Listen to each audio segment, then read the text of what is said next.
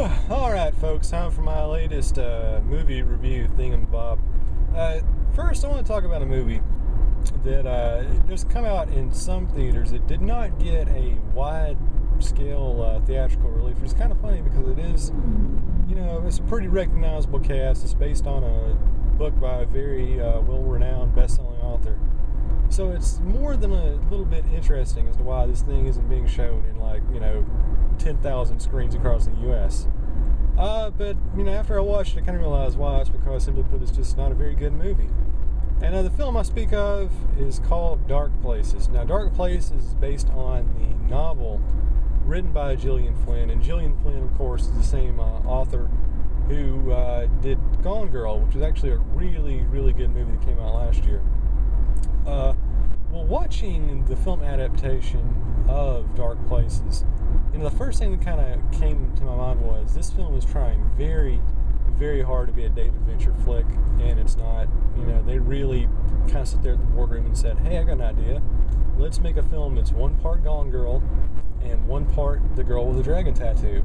I mean, it sounds like a great combination, except the execution really doesn't bode well for either franchises. They tried really hard to imitate both.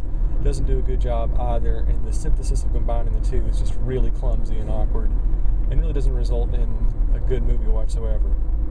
So basically, Dark Places is what it's about. It's kind of a murder mystery about this woman, played by Charlize Theron, who is just absolutely just 100% visibly bored throughout the entire movie.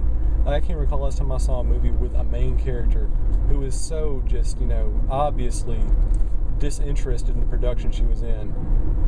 Same way she plays this woman who watched her entire family get murdered by some maniac back in the 80s. And everybody says her brother did it because he's into heavy metal. And there's this sort of subplot about the satanic panic, so it has sort of a West Memphis 3 vibe going on. And the big plot twist is that there is this underground subculture called a kill club, who are a bunch of role-playing people and ravers who are into solving cold cases. And basically, Charlize Theron's character is really in need of money, so they offer her a bunch of money to recant her testimony and open up the case. So she does it, and then we kind of start doing this double narrative where we have the present day of Charlize running around speaking to our old friends and colleagues, and sort of a flashback narrative going on, kind of explaining piece by piece what actually happened that fateful night at the farmhouse in Kansas. So, basically, it's pretty good murder mystery up to the last 15 minutes. The characters are pretty diverse. They're very one-dimensional, though. I mean, pretty much everybody in the movie is a certain shade of crazy, so virtually everyone in the film could be the guy who actually killed the family. You've got the brother's old girlfriend who's some satanic, goth chick who's really rich, who grows up live as a recluse. You got Charlize Theron's estranged dad who looks like an anorexic McFoley and lives in a nuclear reactor. There's a subplot about her brother abusing a bunch of children in the neighborhood, so any one of them could possibly be the actual killer. So it's what you expect out of a thriller. They just throw a whole bunch of weird, kooky characters at you and a whole bunch of red herrings, and then you get to the final 15 minutes of the movie, and it just completely defies all logic of what actually happened.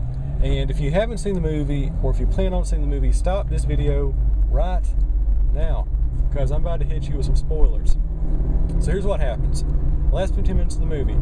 After getting all this exposition, meeting all these characters, what you end up finding out was that Charlize Theron's mom actually hired some dude to fake her murder so that it would pay off her life insurance policy and the kids would be set for life. Now, of course, things get messed up along the way and most of the kids end up dying too, but there you have it. That was the whole point. So it's one of these things where there's hardly any mention of it whatsoever up until the last, 1/5 of the movie.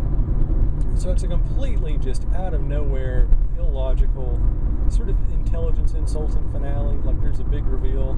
You have all these characters, and practically everything the movie throws at you is a red herring. So it's a murder mystery that completely fails.